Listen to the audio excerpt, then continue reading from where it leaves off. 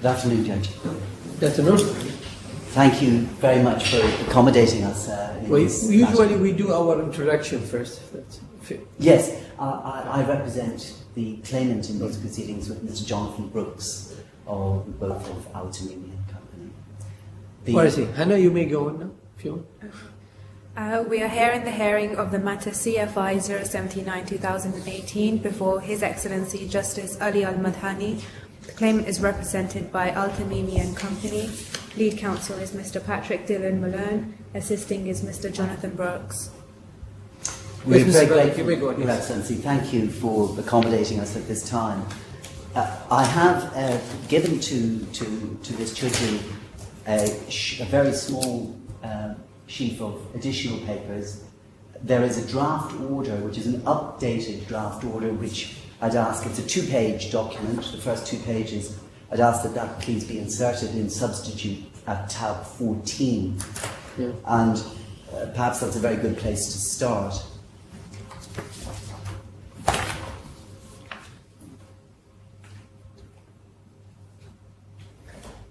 The additional 3 pages should please go in at the end of tab 9. They are pages 8A, 8B and 8C of tab 9.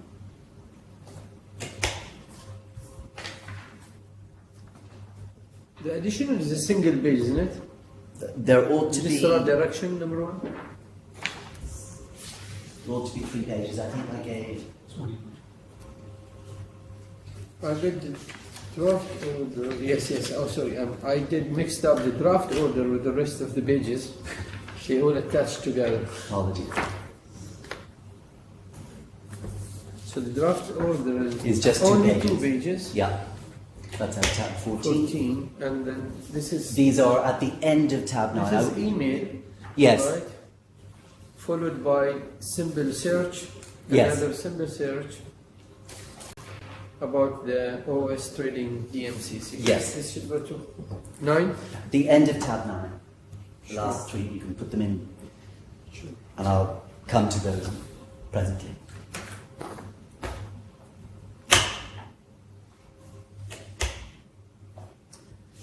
And then register direction. No, this is not related. I don't believe there's anything. I think something else. Thank you very much. Your Excellency, might I ask you please to turn back now to tab 14, just to give you the updated position in respect of the order that we seek today. I propose just to do this by way of introduction and then to address you in relation to service and other matters. Sure. Good.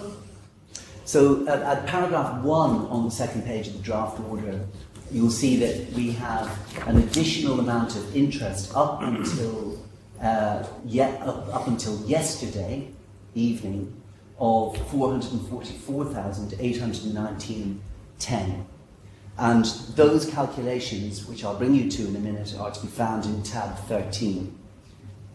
Then the sum that we have put in at paragraph 3, which is the final judgment sum that we seek, is... This is the same as in the draft order provided before. There is no difference in this. There is a difference of $5,000 which is added to the sum of $20,732. And the other difference is, Your Excellency, that at point 5 we have inserted the dirham amount of the costs that we have submitted in our statement of costs. Obviously, that's a matter for the court. Why are you seeking it in an indemnity basis or what is it? No, standard basis. Standard basis. Yeah. I see. So, Judge, if I could ask you quickly to turn to tab 13, just to explain those calculations. This is the updated interest calculation.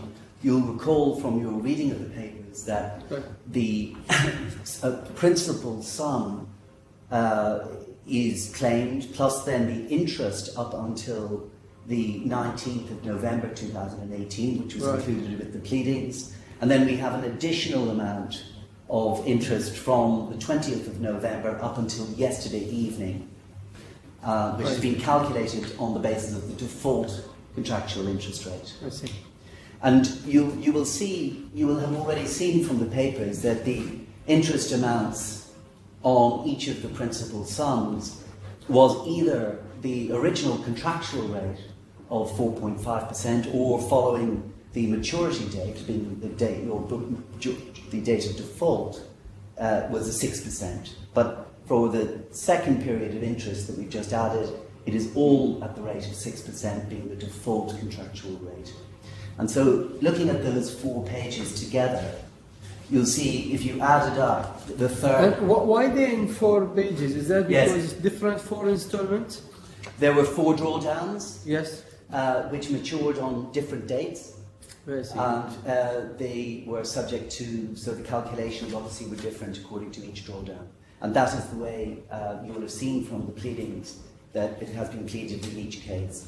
So, for example, if you take the third column on each page, 93 plus 91 plus 87 plus 172, roughly, that adds up to the 444,819.10 that we've included at point 1 of the draft order. Okay, and this is count from the date of default, is that right? Yes. There was a contractual rate of interest from the date of maturity, and then depending on the date of default, on the date of default it rose to a 6% default rate. Right. And then we've applied the 9% to any future interest on.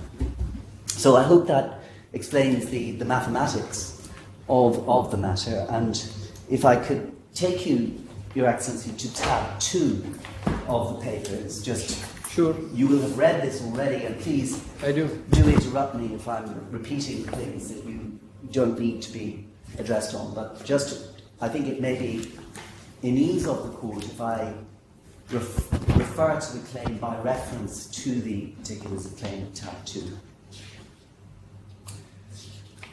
Just first of all, in relation to jurisdiction, obviously the claimant is a DIFC entity, it's a licensed DIFC financial institution, and that the relevant license is included in the papers. In addition, you will have seen from the facility agreement that there is an asymmetric jurisdiction clause conferring concurrent. When you say the claimant is a DFC establishment, Yes. give me what's in the DFC? Is it a branch to the multi-bank or is it a subsidiary? It's independently registered, Your Excellency. If I could refer you to tab 11, you'll see FimBank's P.L.C. From the register, from the DIFC register. And if you see on page 1, the name is FimBank P.L.C. It's trading as FimBank P.L.C. DIFC branch, and then the relevant details are given. And that is why in the pleadings you will have seen that the plaintiff is named as FimBank P.L.C. trading as FimBank P.L.C. DIFC branch. But that is the entity that is suing. I appreciate that we refer to the head office in Malta at paragraph 2 of the particulars of claim, but that has no legal relevance to the entity being the proper claimant, which is the DIFC registered entity. So you're saying the FimBank PLC, by having a branch in the DFC, needs to make itself establishment of the DFC, and that says allow it to bring itself under the jurisdiction, under the gateways in here? That is so as a matter of DIFC law, but we don't need to even rely on that. I see. Because we independently, as an entity, are registered as an entity with that name and having that address. Because I think I've seen the word branch here, the trade license. It's called DFC branch, isn't it? Let me see, at tab 11? Tab 11, page 1.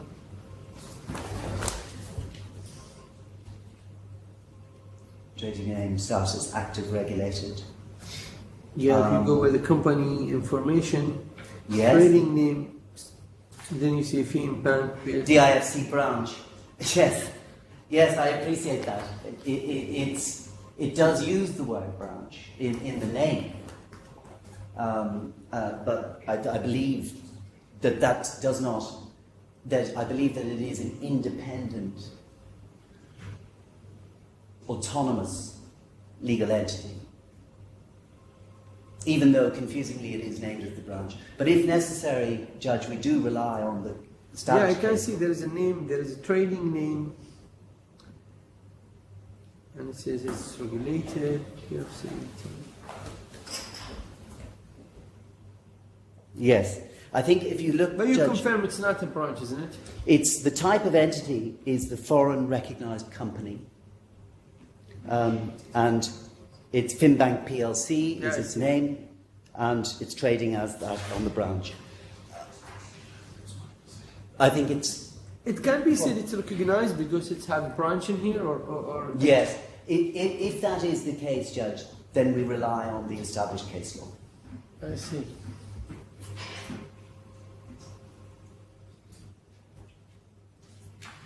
I think, subject to any other questions you may have, you will have seen from the facility agreement that there is the jurisdiction clause, which allows for the bank to take proceedings in a country where the borrower has assets, and in any court of competent jurisdiction. And by reason of FimBank being Yeah, a DIFC entity and that's a not branch. opt-in, isn't it? That clause, like which gives the claimant the choice to pursue claim in Yes. selective jurisdiction, is not an opt-in clause, isn't it? It's not. It is what's known as it is an opt-in clause, to the extent that it is asymmetric. That is not a bar to its recognition, and it does confer concurrent jurisdiction on this court.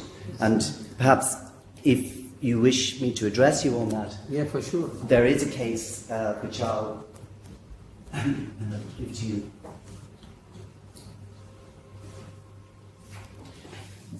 Yes. This is a judgment of your colleague, His Excellency Mr.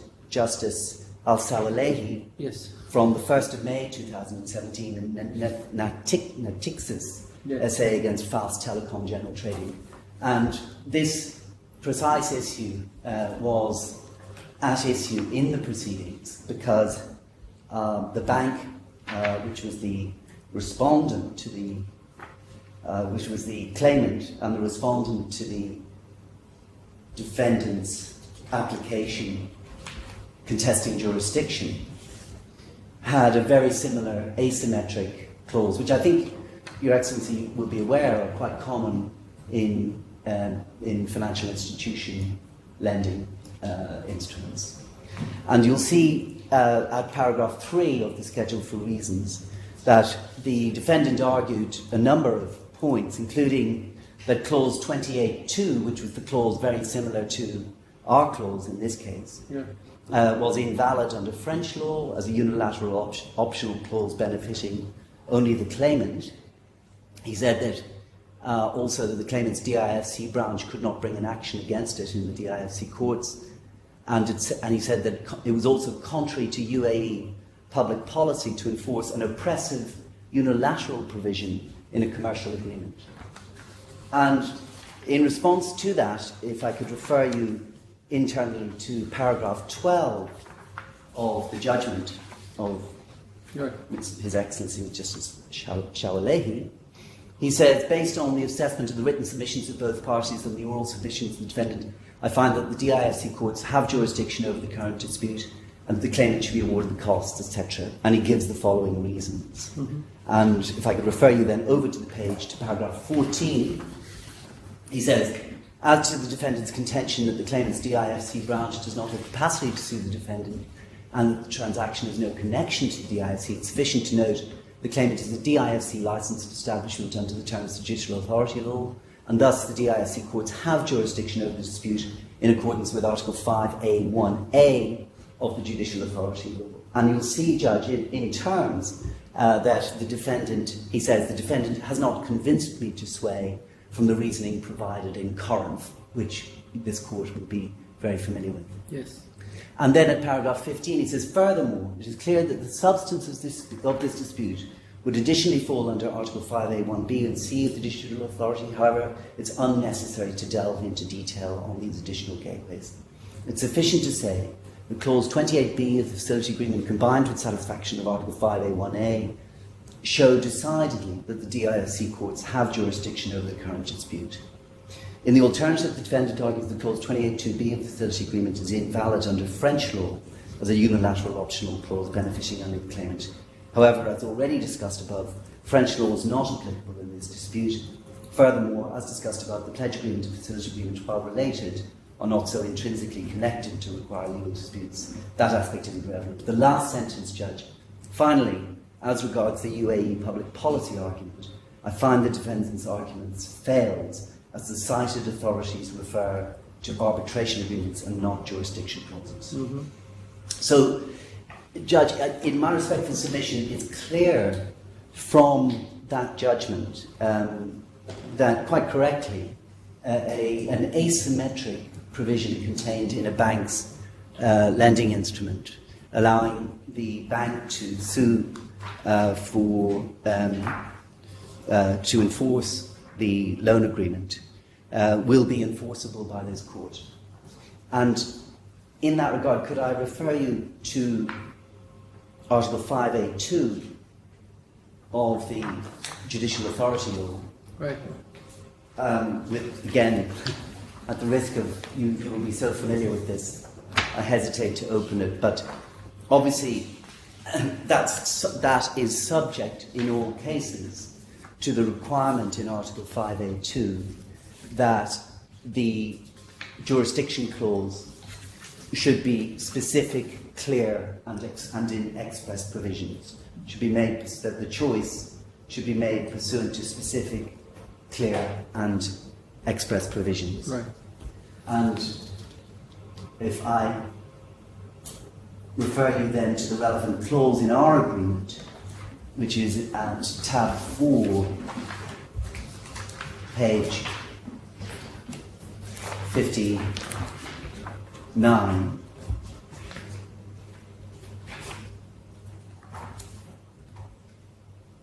You'll see at 15.2b, yes, nothing in this clause shall or shall be construed as to limit the right of the lender to take proceedings against the borrowers in the courts of any country in which the borrowers have assets, or in any other court of competent jurisdiction, nor shall the taking of proceedings by the lender in any one or more jurisdictions preclude the taking of proceedings by the lender in any other jurisdiction, whether concurrently or not, if and to the extent permitted by applicable law.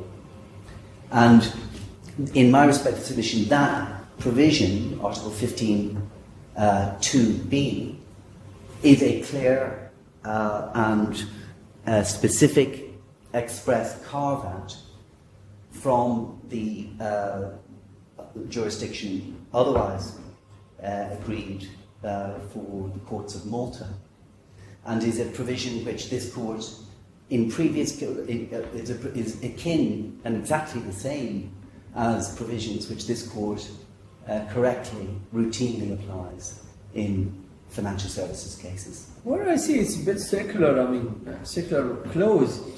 However, it doesn't matter, like, if your contract give you the choice to sue in any jurisdiction, you would be still subject of any provision related to jurisdiction, and that you have still to comply with certain elements of the jurisdiction requirement. Yes. In that one, so. Yes.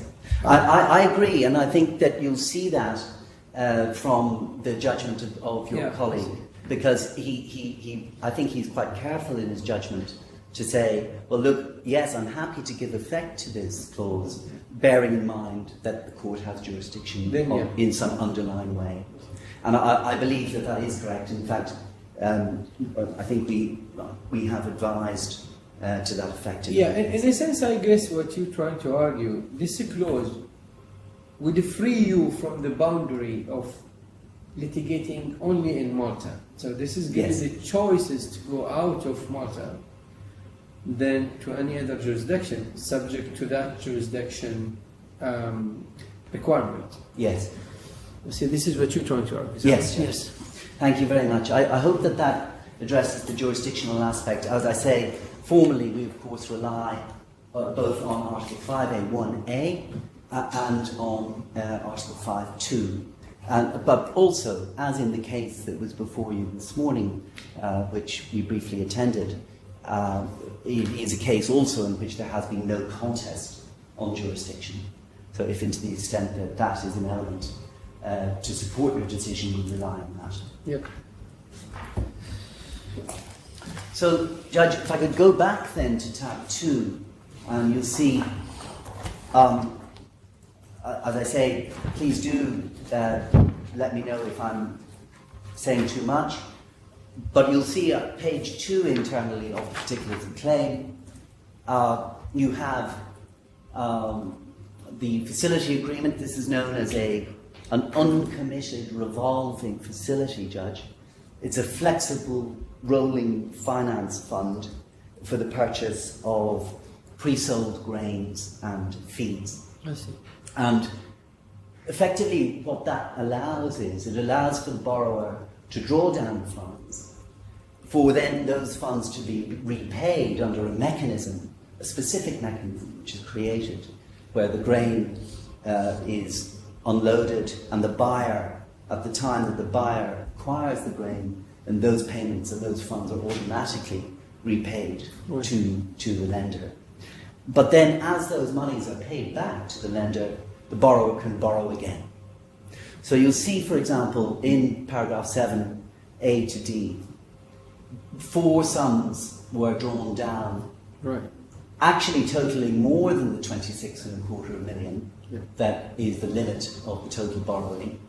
But for the reason that obviously there were repayments in the meantime.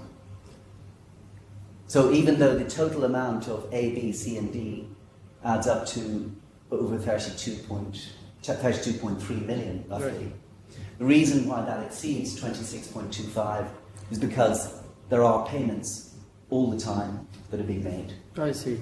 Yeah. And if I could just, in relation to the drawdowns themselves, they became due under the maturity dates Yes.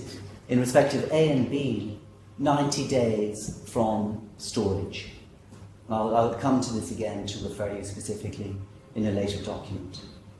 And in relation to C and D, those sums became repayable 120 days from drawdown.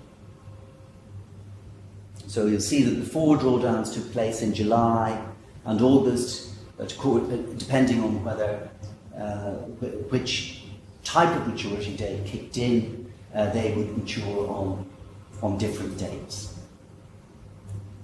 And you'll see then at paragraph 9 we refer to the ordinary contractual interest rate under clause 3.1 of the agreement, Yeah. which is 4.5% over LIBOR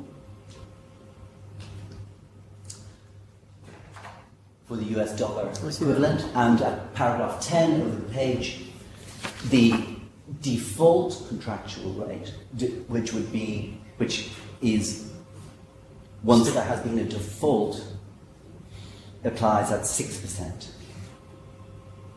And both of those provisions allow for the compounding of interest according to quarterly rests. In the first case on an annual basis, and on the second basis on a quarterly Yeah, basis. it's per annum, yes.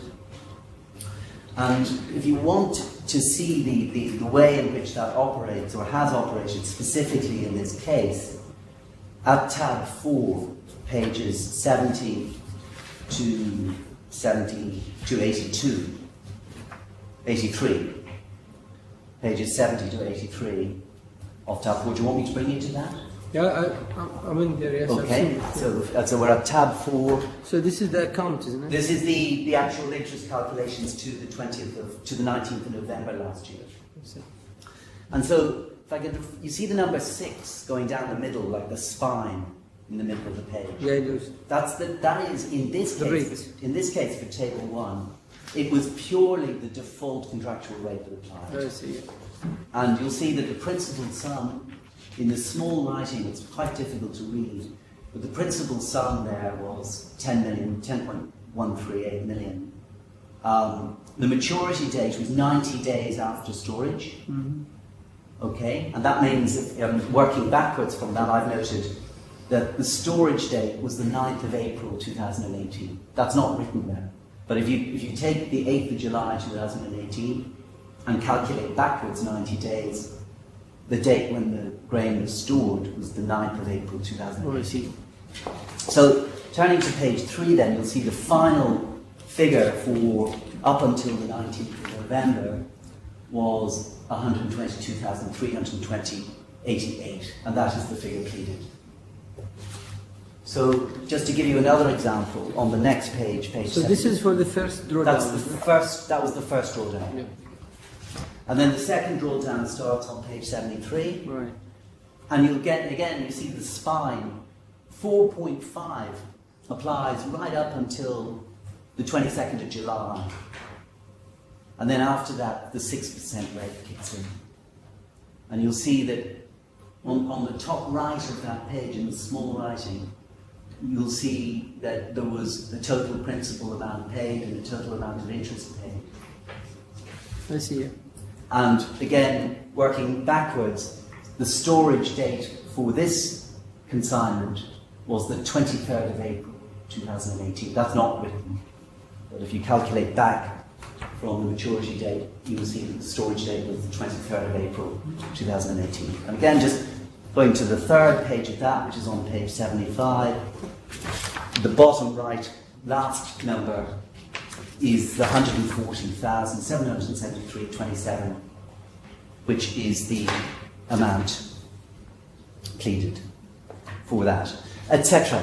And the same applies to the remaining ones. You'll see the final figure for table 3 on page 79, and the final figure for table 4 on page 83.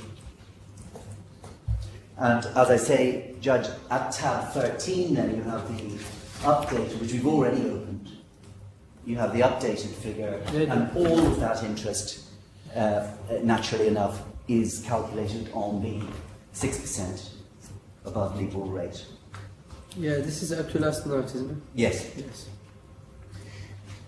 So, Judge, coming back to the circumstances of this case, do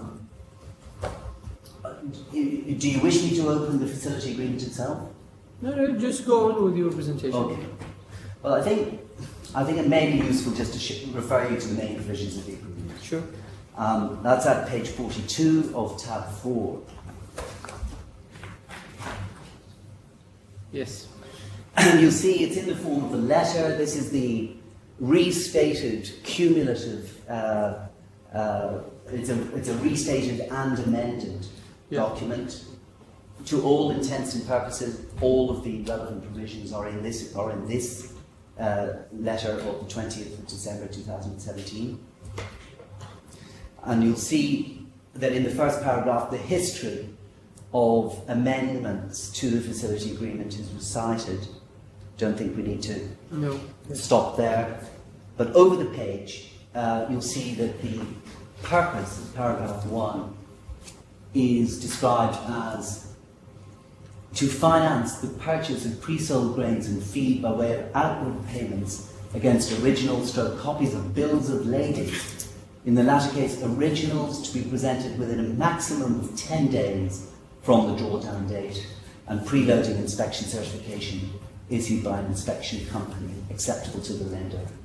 And then it says, at the time of drawdown, the financed goods shall be pre-sold to related companies and or other independent buyers in Egypt. And then it goes on to describe the particular mechanism whereby that transaction, whereby each transaction will follow. And then the same applies again in relation to cash against documents sales, but in a similar manner. The requirement is that at the time of drawdown, the financed goods should be pre-sold to related companies and or independent buyers in Egypt. And we just ask you to bear in mind that requirement that there should be bills of lading supplied, because that's one of the default. Yes, Yeah. So then we go to paragraph 3, clause 3, repayment. It says the facility, together with any interest accrued on the facility then outstanding, will be self-liquidating and shall be repaid from receipt of sale proceeds arising under site documentary collections and or inward export letters of credit or assignments. And over the page, importantly, it says each transaction that may be approved by the lender shall be repaid within 90 days from the date of storage at destination or 120 days from drawdown date, whichever the earliest. And it says that the facility should be repaid in full with interest immediately payable upon non-receipt of payment by the lender under the instruments mentioned above, presented to the lender for financing under the facility for any reason whatsoever. So obviously we pleaded that provision, clause 2.1, and we've also pleaded clause 3.1 governing the interest rate of 4.5% and clause 3.2 governing the default interest rate at 6%. Grade 6. Yeah, 3.2 over the page. So we pleaded 2.1, 3.1, 3.2. And then if I could ask you to go forward a number of pages to clause 5, page 49.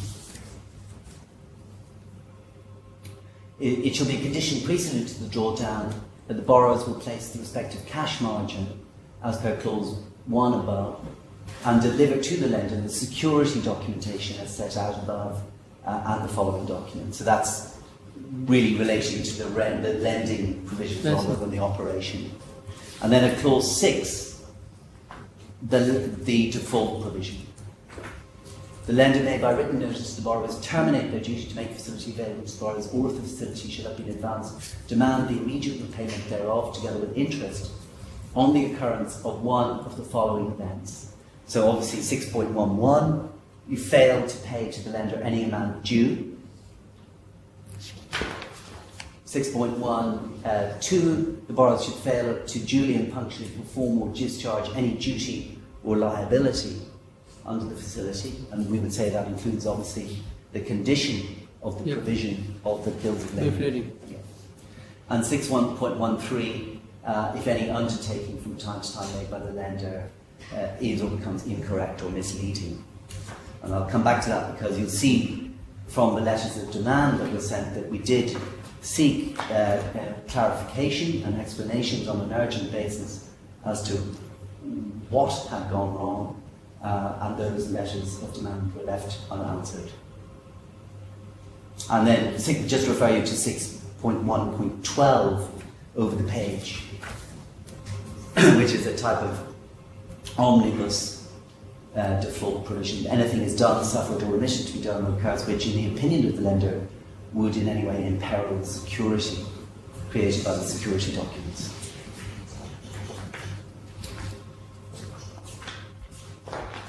And then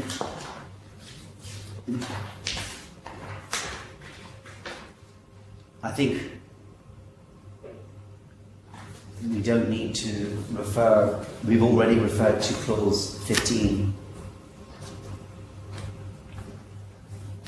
But I should refer you very briefly to clause 13. 13? 13, the last sentence of clause 13 on page 58, whereby it says the powers, rights and remedies provided are cumulative and are not exclusive of any powers, rights or remedies provided by law. Obviously, in this case, Your Excellency, and I'll be returning to it if you wish, this is a case, as you will see, the agreement itself is governed by Maltese law. I noticed that, sure. And you probably saw that. but effectively the remedies that we are seeking are contractual. They're all in the contract. But to be sure and to assist the court, you will have seen that we provided the articles laws of Malta together with our instructions from our instructing expert banking legal counsel in Malta. And I can come to address you in relation to that presently. But as I say, obviously, the background Maltese law confirms. So the assistant, was it in the form of witness statement or just, adopted your presentation? We tried to comply, and I hope we have complied with the Court of Appeal's judgment in P.L.C. Yes. And again, your Lordship will be very familiar with that requirement. I think what we have done, and I think this is the way the Chief Justice envisaged it, that even in cases which are foreign law, which isn't an onshore UAE law, but is a law, a European law, the appropriate way for this court, being an international court, is by way of submission, with representation, co-representation, if necessary, by a foreign registered lawyer, right, or supported by the relevant material. And in this case, because the laws of Malta that we've exhibited and that we've been referred to by our instructing banking lawyer, they just provide the platform for the contractual remedy. Yes. And they confirm the validity of the contractual remedy as provided for in the instruments. So that's why we say, but if you like, I'm very happy to take you to the relevant letter from... No, not at all. In case of this is not contested, it will be... Yeah, but I think it is an interesting one. In fact, it's one in which I'm hoping to, when I get time, to write a short article in our Tamimi law update on proof of foreign law, because it is an interesting question that arises in many cases before this court. And I think it's from the Court of Appeal judgment, it is something which maybe deserves to be highlighted. Right. So, Judge, if I can refer you, I think that is the agreement. If I refer you then a few pages on to the letter of demand. And here is perhaps the only document in this case that gives you a sort of human, a better feel for what actually went wrong in this case.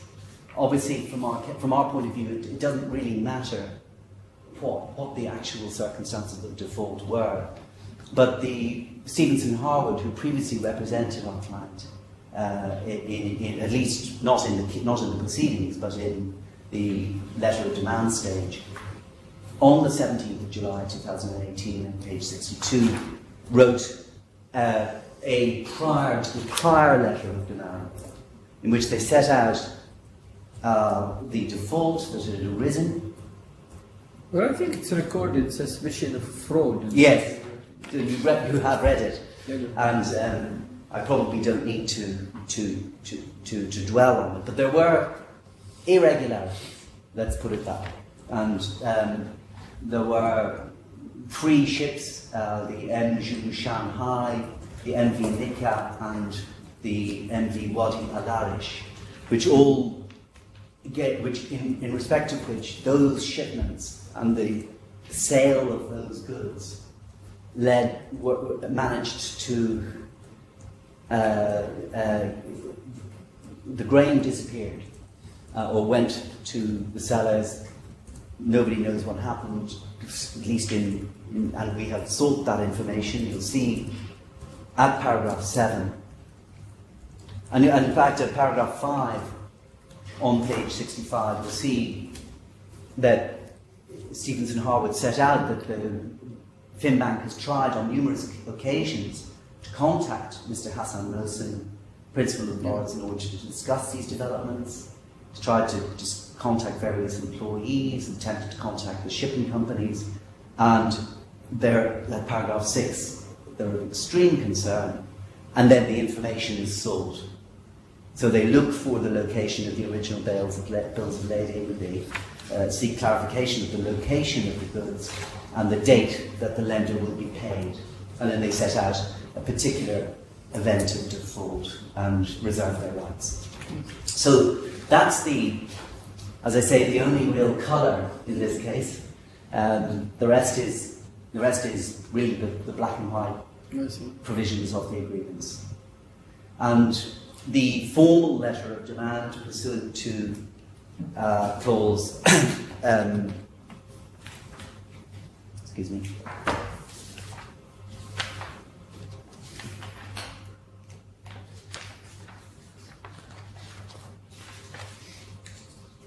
six point 6.1.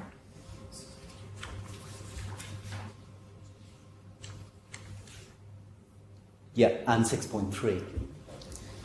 This formal letter of demand pursuant to clause 6.1 and 6.3 of the facility agreement was sent on the 20th of August. And this is a letter directly from FimBank. It was actually sent to the Swiss address of the principal bank, but we are instructed that it was communicated to FimBank in the DIFC, and I have no reason to believe that it wasn't. The first letter by Stephenson Harwood was sent to both, isn't it?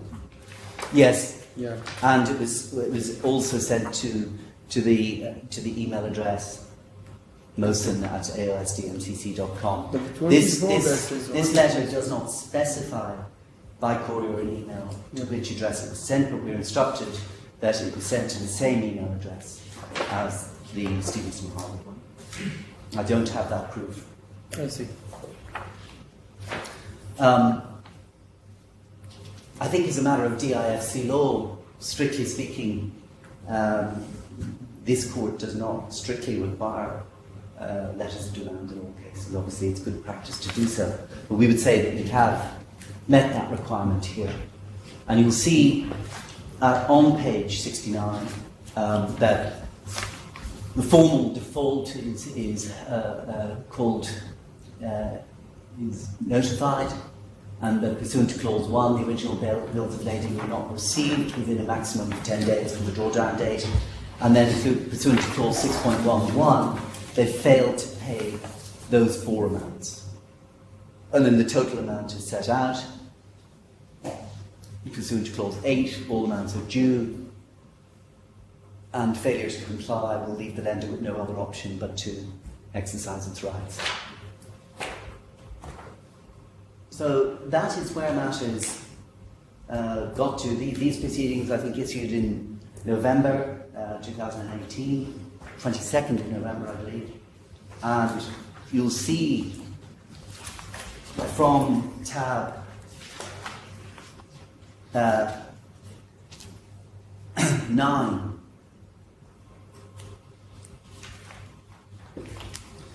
that certificate of service issued on the 13th of December 2018, and you'll see from that the Unit 1601 judge is in fact the registered address of the defendant, and page 8B at tab 9, which is the second last page in your bundle, that is the printout, the simple search document that I gave you this morning. Page 8, you said? It's 8B, that's the second last page in tab 9. Yes. You'll see that's the printout from the DMCC website this morning, and you'll see unit number 1601. That is the registered address, and it was at unit 1601 that the courier company, DHL, obtained the signature of Mr. Gulam on the 27th of, on the 28th of November 2018, and Mr. Gulam took two separate bundles because because of the fact that even though they had a registered address at 1601, there was also another operating address at JLT PH1 13A in Jumeirah Lake Towers. But Mr. Gulan took service on behalf of both offices, both bundles, and he signed for both bundles at the same time. And that's why you have a repeat of the certificate of service. It looks like a duplicate, but in fact what we were attempting to do was demonstrate that there were in fact two separate events of service. I should say, Judge, that the certificate of service incorrectly... But obviously, they're even referring to the signing at the same timing, 17, Yes, right? because Mr. Gulan accepted them on behalf of... Okay, in one event on behalf Yeah. of...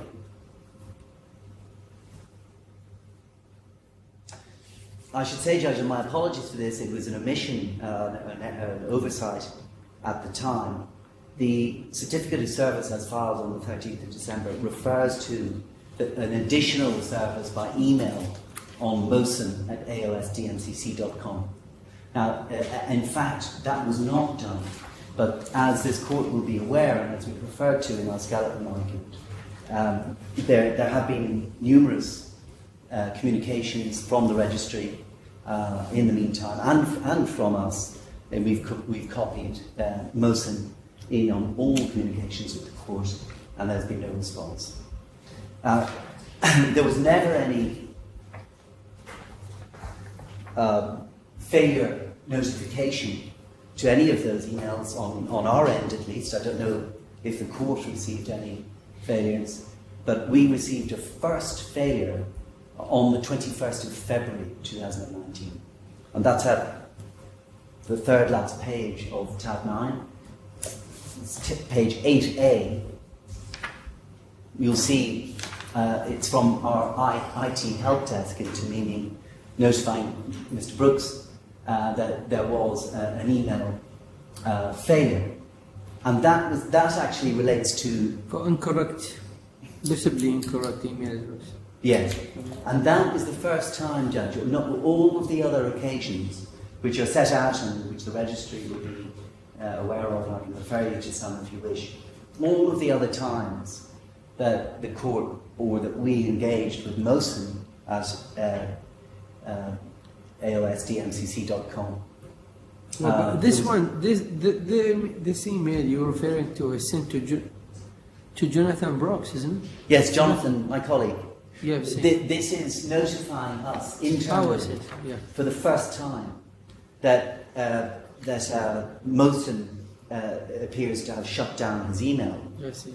Now, I don't know whether the registry has received similar notifications, but that was the first time from our point of view. All the other communications were without reply. Yeah, I recall seeing some emails from their side attached in this. Okay. Go on. Yeah. We never received any active copy of any emails from them, for what it's worth.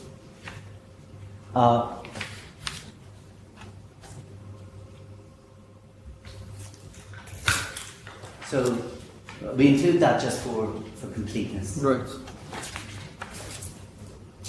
And just to, for example, to show you some examples of other emails to them, if you go to the next tab, tab 10, internally page 5, you see, for example, an email from the registry to the parties on the 6th of January.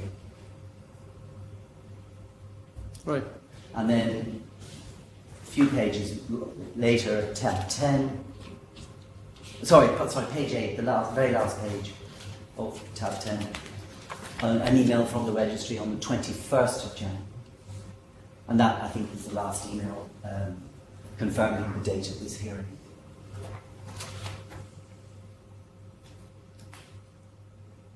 So, it's our position, and I think it's clear, we have validly served these proceedings in accordance with the rules of this court, that the defendant, for whatever reason, has chosen not to contest these proceedings. We confirm that we have had no independent communication from them at all since the commencement of these proceedings, and you will have seen, Judge, from the from the Stevenson-Harwood letter in particular, that pattern of failing to engage appeared to arise almost immediately following the failure of the defendant to meet its obligations under the agreement. I think there were some emailing between parties even after the default has occurred, isn't it? There were. Yes, there's a tab of communications. You're quite right. They are. You're right. Perhaps I was too absolute in what I just told you. These are what I would call commercial communications. This is our side effectively trying to say, guys, what the hell's going on? We can't understand. Yeah. And you'll see from that pattern of communications that there are some communications from the defendant in which they're saying, just bear with us, we need a bit more time. Yeah, there are certain things happening, but equally it's clear from that correspondence taken as a whole that those explanations very quickly go into the sand. Yes. And disappear, and effectively from then on the AOS fails to engage. I can show you, for example, page 27 of tab 8 is a good example.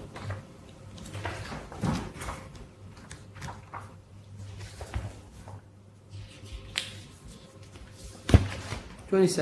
Page 27, and you'll see there a letter from Ahmed Nuth, Vice President Business Development of ALS, and you see the address. There is the JVC4 Truster JLT address. And you see that he refers to the MV Nika and the Zhu Zhanghe discrepancies. And they say that we'll provide you with swift copies within the week.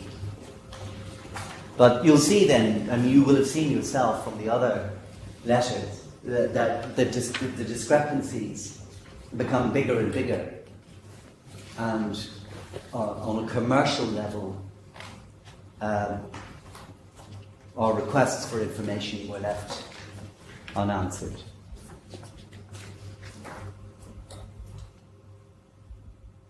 These were in May 18. I'm not sure if they were. I think also, Judge, it's important, Mr. Brooks reminds me, none of these letters post-date the Stevenson-Harwood letter of demand. Oh, I see. I think they're all pre the Stevenson-Harwood letter. The notice, yes. Yeah. Just before the notice. So, I might just refer to my notes to see. I should refer you to the witness statement at tab 3. One in particular. Obviously, you have seen already that it replicates to a large extent the formal structure of the particulars of the claim. It's the witness statement of Nalin Ray, who is the Chief Executive Officer of our client, and he is in court today. And if I could refer you to paragraph 17. Sorry, I may as well start just a little bit before that. Paragraph 5 on page 2. 5, yes. Yes, the defendant is a trading company based in the DMCC. Its registered address is that. Now, I think, Judge, that it may not be correct. I think probably the 1601 address is correct. But nonetheless, we have served both. And you see it carries on the principle of businesses supplying grain and feed to Egypt. And you have the assurance judge in a representative, Mr. Gulam, of the defendant accepted the documents on behalf of both. But I suppose the relevance... But I think this address is the second address that the courier sent to. Yes. Which is signed by... Yes. Yeah. And I suppose to a certain extent, to the extent of jurisdiction relying on the other provision of the clause 15, that we say that the defendant has assets within the country, to the extent that that's relevant. They have an office which is operating, or offices that are operating in the DMCC. So over the page you'll see then... Are you saying the assets in the DFC or in the country? No, I don't say the DFC. I can't say that. Yes. Paragraph 12, over the page you'll see then the drawdowns are repeated, the maturity dates are then referred to at paragraph 13, and then the amounts of paragraph 16 of the principal and interest sums, and over the page you have the four figures that we've already referred to at paragraph 17. You have the four figures that we've already opened in fuller detail at tables 1 to 4 in tab 4 on pages 70 to 83 of tab 4. Those precise figures are the figures there. And then the demands for payment, paragraph 20, paragraph 21, we've opened those letters already. And then you'll see Mr. Ray attests to the amount owing as at the date of the proceedings were issued. Right.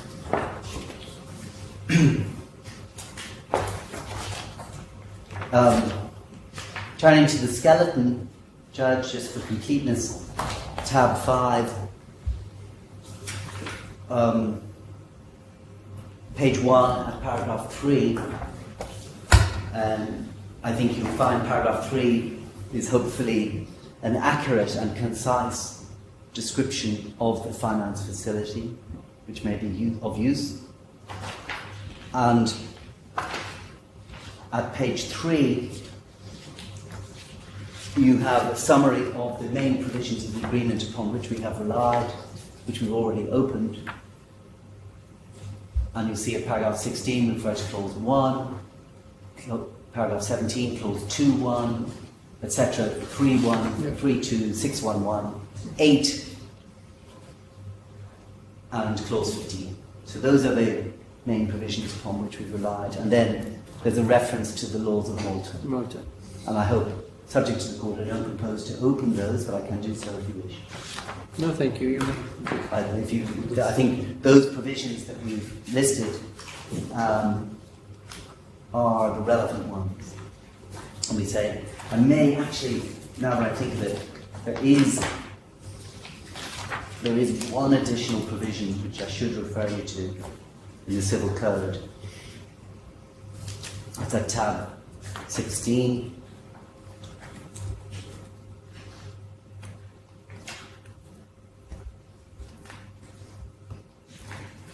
Chapter 16, Civil Code. Yes, it's tab 16.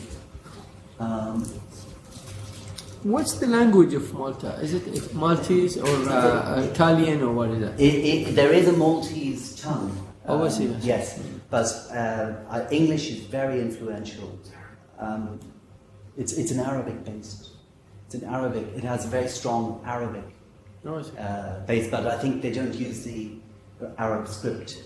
They use the Roman script, but it is an Arabic. Mr. Brooks tells me. It's a mix of Arabic and Italian. Mix of Arabic and Italian. Oh, interesting. Mr. Ray.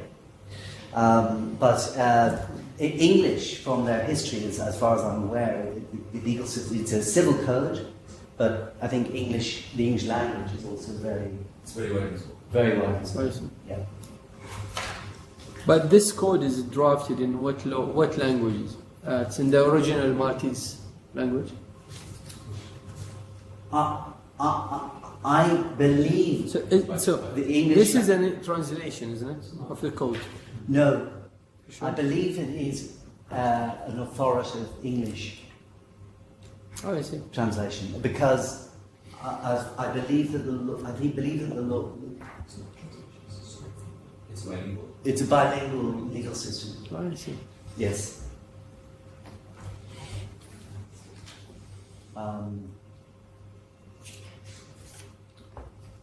There was one provision I wanted to, if I can just refer to my notes, excuse me.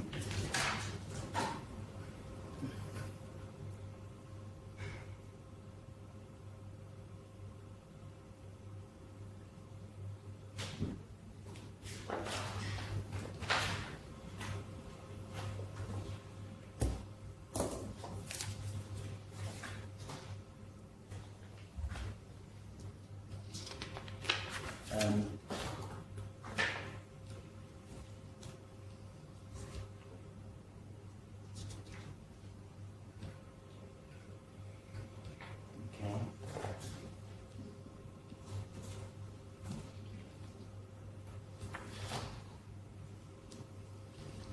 Yes. I think as 1125 on page 12, we've referred to that in the skeleton, where any person fails to discharge an obligation which is contractually liable in damages. But just with reference to the specific obligations of a debtor, 1130 on page 12, where the obligation is given to do in a time fixed in the agreement, the debtor is in default by the lapse of time, and as regards the payment of interest. You said provisions of that. 1126, you said? 1130. Oh, 113. 1125 we refer to the skeleton, but we also rely on I see. 1130. Yes. And then over the page, 1139 is the provision which relates to the cap on interest that may be chargeable by non-banking, or I call it the ordinary cap of 8% per annum at 1139. But we, as a licensed bank, have an exemption from that under the regulations of tab 17. But you'll see at paragraph 1142, sorry, clause 1142, the interest may bear other interest either or in virtue of an agreement entered into after the interest has fallen due. I suppose that's not particularly relevant, actually. But nonetheless, you'll see that there are specific provisions in the code which govern the repayment of debts and on interest. And then over the page of 17, tab 17, on the first page, you'll see the bottom of the page, you'll see designated entity means, and then over the page, B, a bank or credit institution licensed under the Banking Act. And we fall into that, I see. and you'll have seen that letter from our client and the certificate, which is at So this is a tab specific 12. Tab 12. specific provisions in regard of interest related to banks Yes. and other entities. Yes. And tab 12 contains the actual Financial Services Authority Banking Act registration number.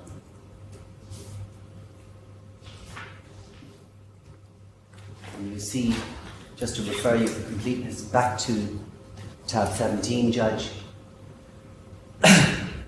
you see clause 3.1 of the regulations.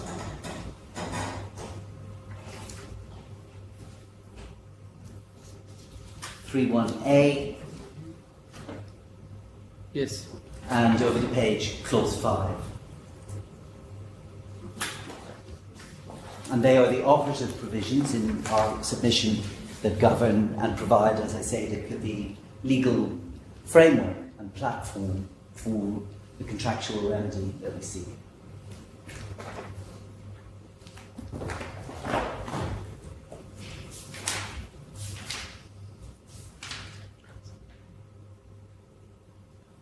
You're referring to these provisions of law to justify your contractual right that you're seeking in this case. Yes. I mean, you see that the Malta law provides for the law of damages, provides for the primary remedy of damages, and that is there.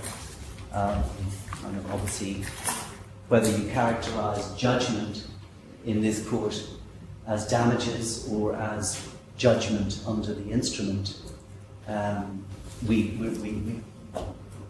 entitled to that remedy in either event. Yes. So, Judge, I think, subject to any questions you may have, that just leaves the issue of costs.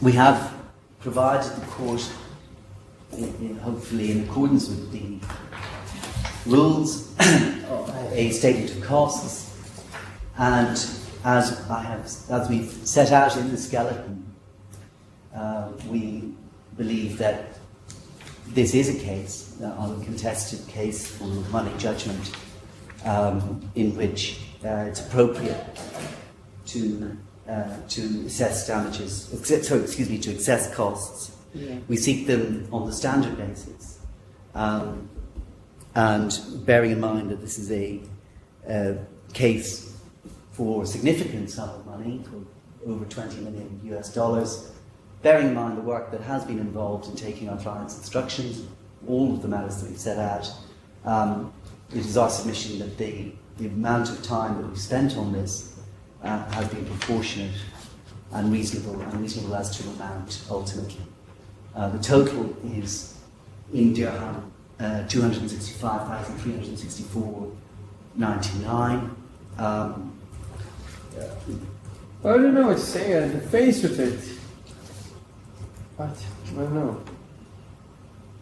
What sounds significant amount for an ex parte application? Well, I think ex parte is. I bear in mind, like the Maltese laws business is going in here. Yes. We have. I mean, We have, I think, been astute and diligent in keeping the costs down on our side. I appreciate that there is nobody here to contest what I say, but as an officer of the court... That's the main point, actually, in this case. Yes, indeed. But there has nonetheless been a significant amount of matters to iron out with our client. There's been a significant amount of work advising our client on how it should present the case fully and fairly in pursuing the various jurisdictional and legal aspects involved. Well, I shall not attempt to intervene in this in case if there is a valid service and there is no defense or contest or challenge to your application, and even the money claimed in this one. So I try to refrain myself from defending the other parties in this case. But that was my personal comments. Like I said, in the face of it, it's a matter significant, but I confirm to you it's to the other party to challenge this, and not for me, maybe. Judge, subject to that, any questions you may have, those are our submissions. But for now, I am first of all satisfied when it comes to the service. This case is served according to the law.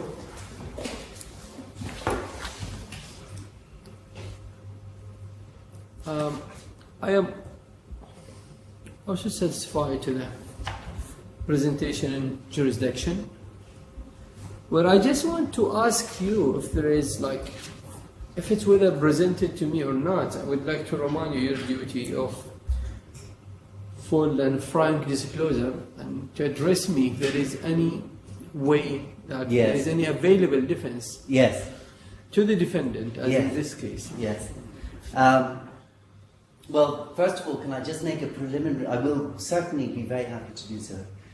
As a preliminary point, I should say that the duty of full and frank disclosure for a claimant in circumstances where a defendant has failed to appear is different than the ex parte. Than the ex parte, because different considerations are different. I think. But having said that, I have given thought to this, as has Mr. Brooks, And the short answer is no.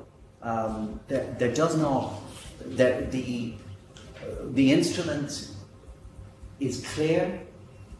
The sequence of events that gave rise to the triggering of the obligations is clear.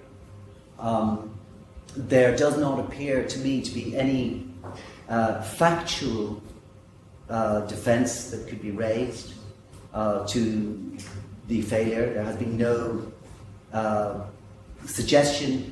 As you've seen, we have exhibited all correspondence.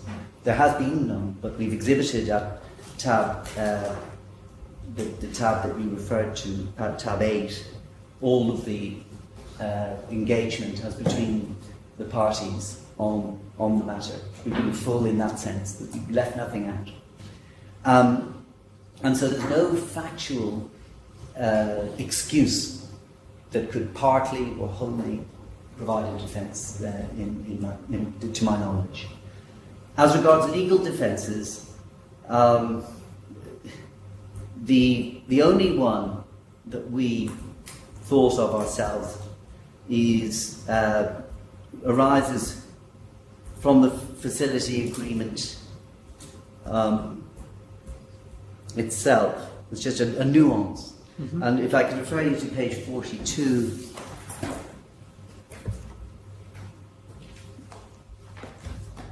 You see there's a reference in the third paragraph. Sorry, page 42 of tab 4. Yes. There's a reference in the final paragraph that to novation in terms of Article 1179 of the Civil Code. Mm-hmm. The reason that reference is made to that, if I could then refer you back to tab 16, to the very last pages. It's about 3 pages from the back. Sorry, 4 pages from the back. Page 15 of tab 16.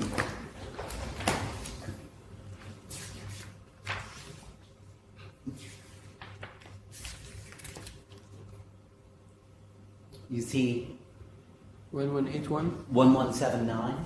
7. Page 15 and 16. 15 you said. 15, Yeah, yes, yes. And you'll see 1179, novation takes place, A, when the debtor contracts towards his creditor a new debt, and this is substituted for the old one which is extinguished. Okay? And then it says, paragraph 1180, novation can only be effected between persons capable of contracting. Over the page then, Judge, it's not to be presumed the intention to effect it must clearly appear. And then at 1181, novation shall not take place if the former obligation is not extinguished, although it is modified. So it's quite clear from the facility agreement itself, coming back to page 42 of tab 4, that the parties expressly put their minds to this, and for the avoidance of doubt, completely ruled out any question of a wholly new debt being brought into being. So in effect, that is why we've been careful to plead that although all the relevant provisions that you need to look at are contained in the letter of the 20th of December 2017, nonetheless, it is clear that the cumulative instruments are the to the extent that any survive in the previous instruments, they remain operative. So, using our best imagination, that was the only point, exotic point, that we could identify. You think, yeah. But I do believe that this is a case in which... I would imagine if they present here today, they might first challenge the jurisdiction of this court, maybe. They might well do, but yeah. I think we would have a better argument. Mm-hmm. And I think, obviously, this court is independently will wish to satisfy itself on its jurisdiction. And I think we, hopefully by reference to the case that I've opened, of the Natixis case, demonstrates, I think, a very good example of the approach that can be taken. And I hope I've convinced you, Judge, that the underlying jurisdiction of the court, by reason of us being a DIFC branch or DIFC entity, provides the assurance that this isn't simply a bare opt-in, which you could say that's asymmetrical, I don't like that. This is one which is clear, precise, according to Article 5.2 of the Judicial Authority Law, and it's obviously in express terms.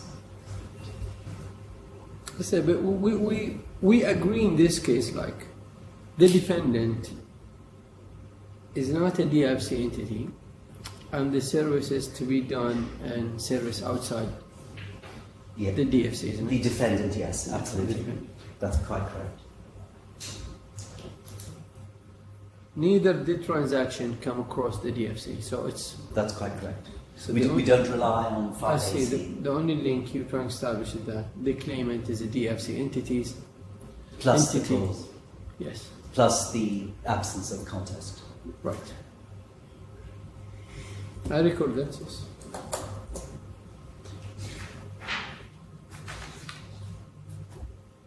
Where we placed the draft order? 14? Is that right? 14.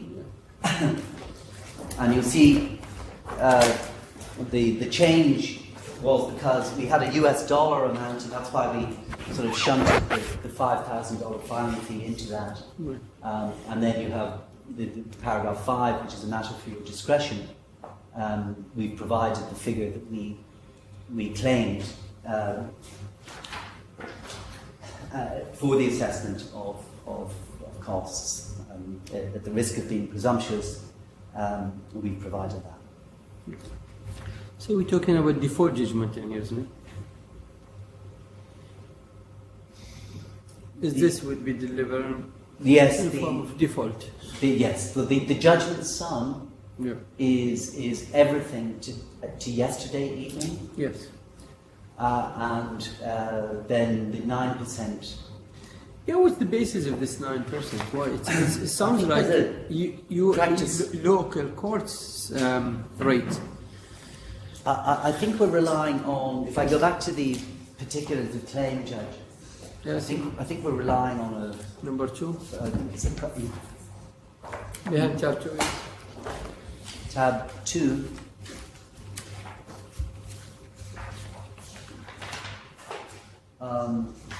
The DIFC Court Practice Direction number 4 of 2017. It's at page 5 of the particulars of claim, paragraph 26D. Yeah. And I don't have the practice direction immediately to hand. Maybe Mr. Carmona might be able to help me. But it was our understanding that for post-judgment money judgments, that is the operative guidance. Obviously, it's a matter for your discretion as well. If the market was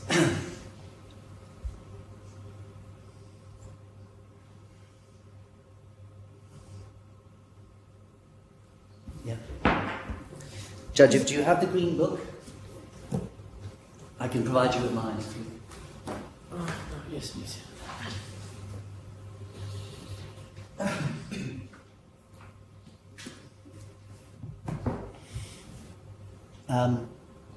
Yeah, where do you want me to look? Page 667, almost at the very end of the.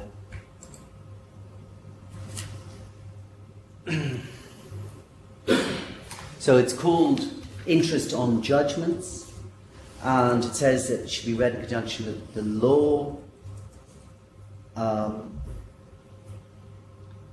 And you'll see at paragraph 3, any judgment of the DIFC courts issued after the date of this practice direction shall carry simple interest from the date the judgment is entered at the rate of 9% or such other rate as the judge may prescribe. So obviously Yes. you have a discretion, or such other rate as the judge Right. may prescribe. As prescribed, excuse me. So,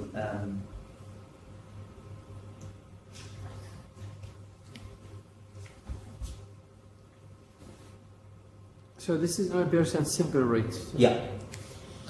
So what was the default interest rate in It contract? was 6%, the default 6%. 6%. 6% per annum. Yeah. Sorry, excuse me. 6% over the US dollar LIBOR. Oh, I see. Yeah. And in this case, which one would be the higher, the 9 or the contractual one, or this one? In total, 9 would be the higher, Judge. 9 would be Yeah. the higher. Okay.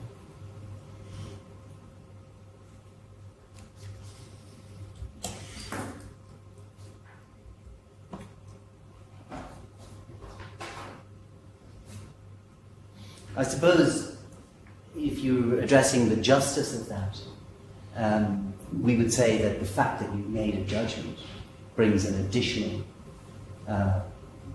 requirement with it, and therefore it's natural that there should be some uplift, because the weight of the obligation is not just a default of the agreed amount, but But I think it's in disobedience of a court order. Obviously, you can. well, I see. I said that there is a discretion, and then this court can Yes. apply whatever think fit. But I'll consider this. Okay. Mr. Brooks, actually, just to confirm where you may find that differential. Yes. If you were to refer, for example, to page 80 of tab 4, that's the 4.5%. So if you go 6 Page 80.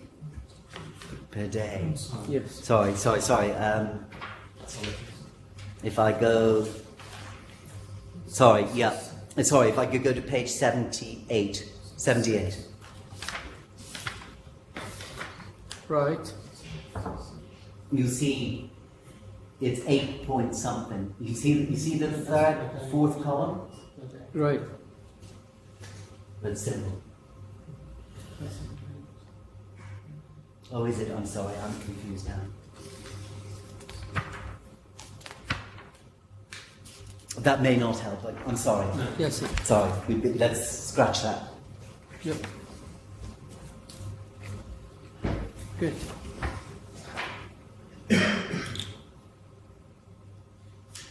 Well, that leaves us to the end of this. Yes. Thank you.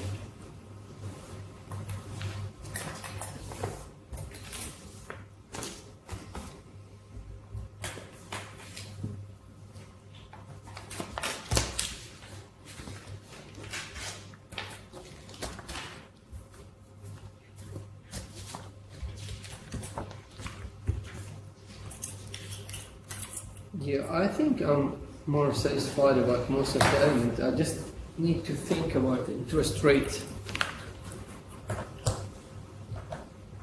Then you have my judgment. Thank you very much. Thank you very much. All rise.